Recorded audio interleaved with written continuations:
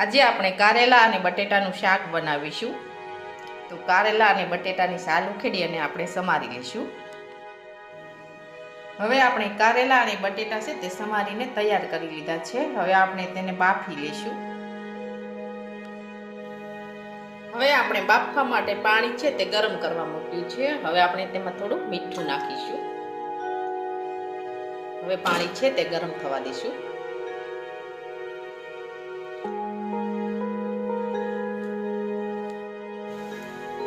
હવે આપણું પાણી છે તે ગરમ થઈ ગયું છે. હવે આપણે તેમાં કારેલા અને બટેટા સમારેલા છે તે આપણે બાફી લઈશું.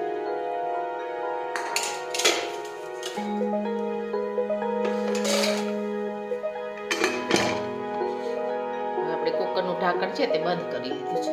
હવે આપણે બાફવા દઈશું.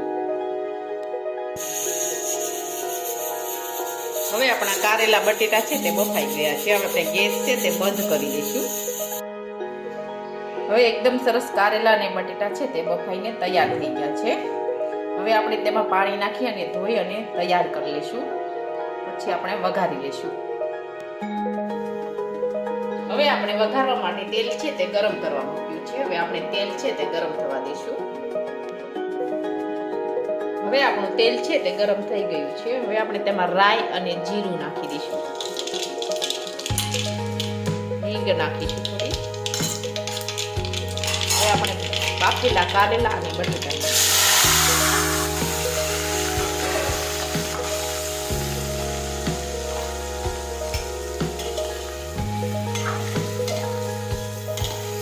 હવે આ રીતે આપણે સાતરી લઈશું.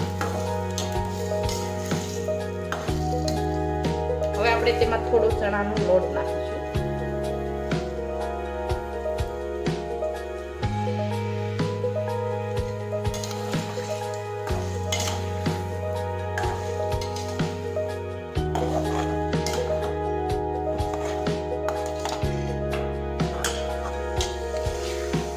હવે આ રીતે આપણે ફેરવતા જઈશું.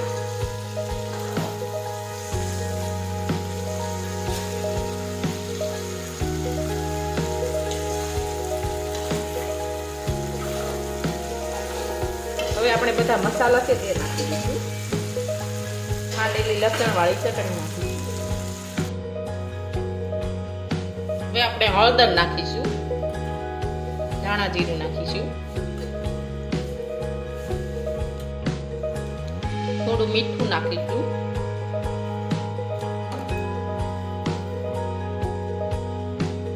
ખાંડ નાખીશું. હવે બધા મસાલા છે તે આપણે આ રીતે મિક્સ કરી દઈશું. હવે આપણે થોડું પાણી ઉમેરીશું.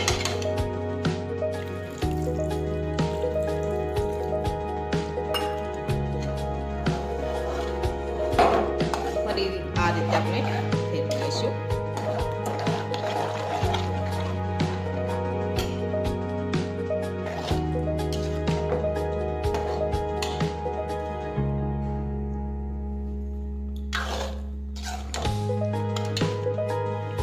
હવે આપણે થોડી છાશ નાખી દઈશું.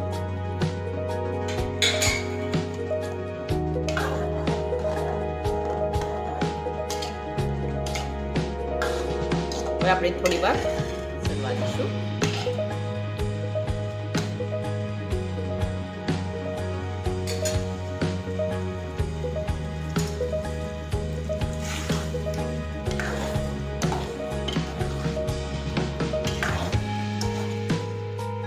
હવે આપણું શાક છે તે એકદમ સરસ બનીને તૈયાર થઈ ગયું છે. હવે આપણે ગેસ છે તે બંધ કરી દઈશું.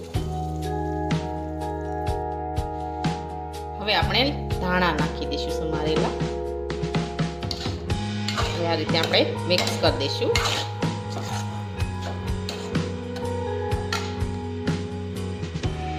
હવે આપણું કારેલા બટેટાનું શાક છે તે એકદમ સરસ બનીને તૈયાર થઈ ગયું છે. અને અમારો આ વિડીયો ગમે તો મારી JK કુકીઝ એન્ડ હેન્ડવર્ક ચેનલને લાઈક